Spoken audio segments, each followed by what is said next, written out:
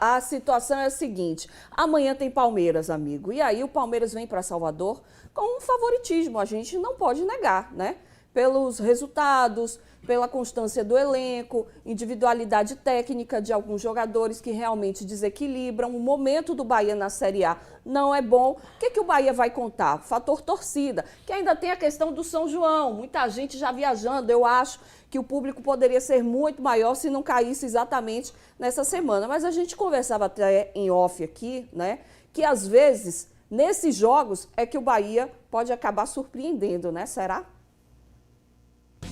Está chegando a hora de voltar a campo. E depois de uma semana de preparação, o tricolor precisa mostrar os resultados dessa pausa o quanto antes para se afastar da zona de rebaixamento.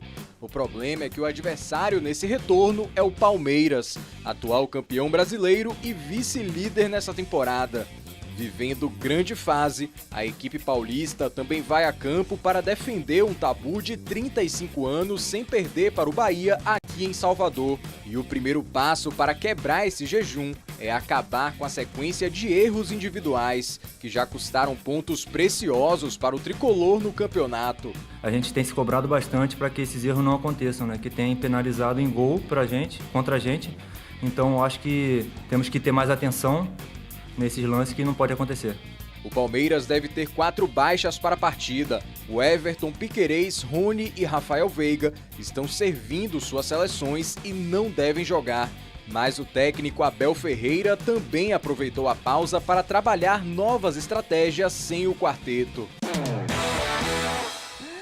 Estava falando, alguns desfalques, ok, desfalques, né? Mas o elenco do Palmeiras, ele é tão qualificado que a reposição, né, também tem o seu nível alto.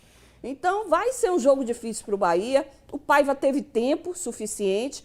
A principal dúvida é na lateral esquerda. Ele não tem o Rian e o Matheus Bahia ainda está em processo de transição. O nome da posição não agrada, que é o Chaves, né? Se fala em um possível improviso também. Não sei, porque da cabeça do Paiva a gente não sabe o que pode sair. Eu nunca fui a favor de improvisação. Eu acho que quando você improvisa, é porque você atesta ali para todo mundo que você foi incompetente na contratação. Não é? Você improvisa um cara, o cara que é zagueiro, vai jogar de lateral esquerdo, aí eu acho que não tem cabimento. Eu acho que ele tem que jogar mesmo com o Chaves, se ele tiver que jogar. E principalmente, é aí que eu acho que tem a diferença em relação, você falou em relação ao Palmeiras aí.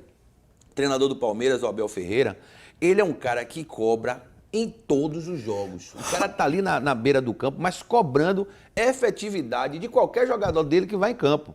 Então, assim, eu acho que o pai vai ter que começar a bater nisso daí também. Né? Ele, às vezes, protege muito o time e tem que cobrar do jogador. Ele sempre, quando vai para as entrevistas, ele fala assim... eu vejo um pouco o contrário. Não, ele falou... Às vezes, na coletiva, ele chega e fala, não, eu não faço gol, eu isso, eu aquilo. Eu faço mágica. Ele tá mesclando não faço mágica. Ele tá mesclando um pouquinho isso daí. Mas, geralmente, ele vai lá e protege. Ele faz, olha, vocês cobram demais porque o jogador fez isso, fez aquilo, ele tá fazendo o que eu tô pedindo, pá. Eu já vi ele também dar esse tipo de entrevista. Mas eu acho que tá na hora dele começar a cobrar mais efetividade. O time ficou quantos dias aí parado treinando, né? Mais uma semana, quase 10 dias. 10 dias parado treinando. Então, tá na hora de fazer uma cobrança mais efetiva nos jogadores. Olha, eu acredito que se o Chaves estiver em condições, ele vai pôr para jogar. Tá, em condições... É que ele estava com uma lesão, né, no tornozelo. Voltou a treinar segunda-feira. Se já tiver liberado, eu não acredito que ele... Se o jogador, por exemplo, levar o Chaves para o banco e improvisar, eu acho que ele não fará. Agora, por outro lado, tem esses dias todos de treinamento, sem dúvida, mas está com aquelas ausências fundamentais, ele não tem a qualidade.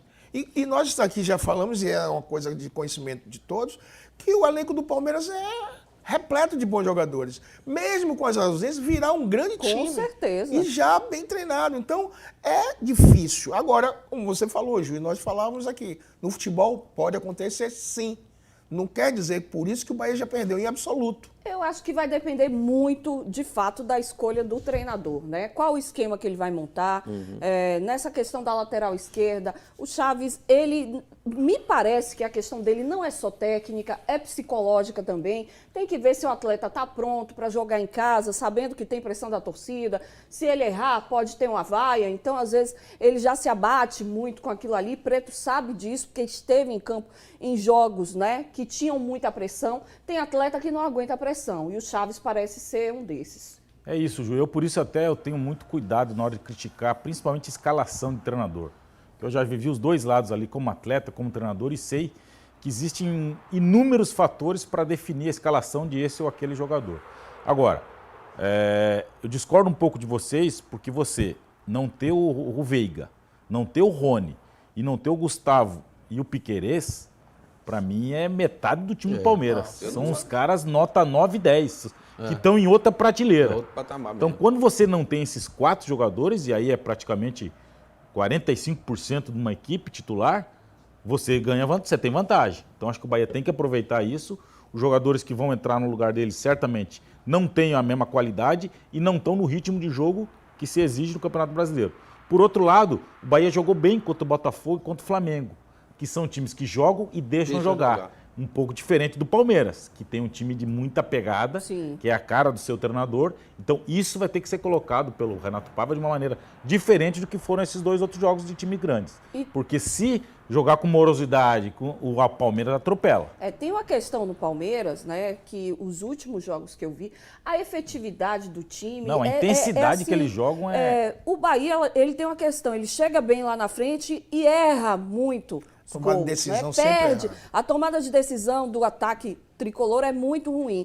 E o meio de campo do Bahia tem fragilidades. Eu esperava ver o Renato Paiva mudar esse esquema, abrir mão de um dos zagueiros, povoar seu meio de campo com Rezende, Acevedo, Tassiano, o Cauli jogando na dele, que é na armação, sem precisar voltar muito. Com isso, o Bahia teria uma consistência melhor no seu meio de campo, liberaria até mais seus laterais. E o que eu estava falando da efetividade do Palmeiras se o Bahia deixar os espaços que deixou nos últimos jogos, esqueça, amigo, porque eles dificilmente erram. Eles podem ter 2, 3 bolas no jogo, mas vão fazer ele vai quando colocar chegam. E você já tinha chamado essa atenção tantas vezes, Ju, essa questão de você reforçar o meio de campo, porque no meio de campo a gente está com um cara aqui que foi um dos grandes jogadores de meio de campo da nossa terra e graças a Deus que hoje o Preto já virou soteropolitano, né? Já. Cidadão soteropolitano. E ele sabe que ali é que decide o jogo. O meio de campo é que decide o jogo. Concordo. E o sistema de marcação do Bahia é falho. Não é só defesa, não. O Juliano falou uma coisa correta. Eles oferecem espaços assim absurdos. Demais. Isso fragiliza mais ainda a sua defesa, que leva a culpa. Mas quem conhece do futebol sabe que a marcação não começa só dos zagueiros.